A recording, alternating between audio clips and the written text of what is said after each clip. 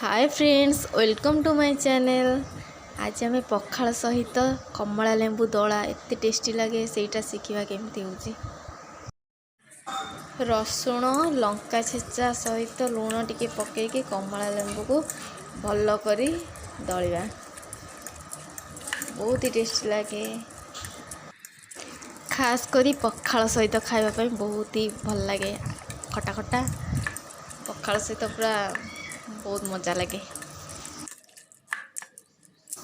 कमला लेंबू दला ए रेडी। एबे चलो पखाल खाइबा। पखाल सहित अच्छी लेंबू दला, आलू चोखा, पियाज खंड, आलू चौरा, आलू पोटल भजा।